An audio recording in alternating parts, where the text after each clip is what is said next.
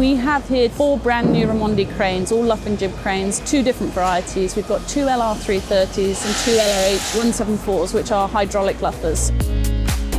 They're using all of the cranes to build the luxury apartments, but they are using them for 2 slightly different reasons. The 2 LR330s were erected first in the middle of 2018 to build the 2 blocks at the back. They have some larger capacity lifts on those blocks, which is great for the LR330s because they're 14-ton maximum capacity cranes. So they have the larger lift required for the blocks, and then they also, with the 50-metre jib, get a much better reach out at the 50 metres as well. The LRH174s were erected at the end of last year. The work there really is just getting underway, but they're being used obviously in close proximity to the LR330s, which is great use of the crane's specific requirements. The LRH174s are hydraulic, which means they can work in a much more confined space, which isn't only great for city developments like this one, but it means you can put more cranes in a small location, so you've got more hook time and the build is getting done much faster, so everything is much more efficient.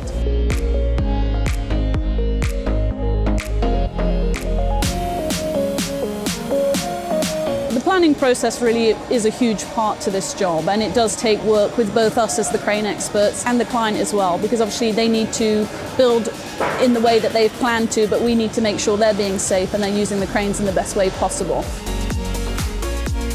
First of all, we start with the crane location itself, and then we make sure that the capacities of the crane suit the lifts that the client have. Can they get everything out over the building, and is the crane capable of lifting it to those radii? Planning this job really was quite specific. We've got the 4 cranes within inside the footprint of the building, and although the heights are varying between the 4 cranes, they're still very close together. So it takes a really strong, safe system of work to ensure that the site are working safely. But a massive part of the planning was to ensure there was no possibility of the cranes colliding when they're out of service.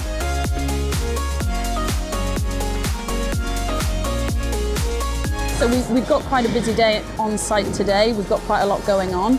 We've got our service technicians here today carrying out the routine inspections on the crane. We've also got an independent examiner on site to do an inspection of TC3, which we have carried out every 6 months on each of the cranes. And as well as that, we have the manufacturer of the crane Raimondi here today carrying out some routine maintenance on the LRH174s as well.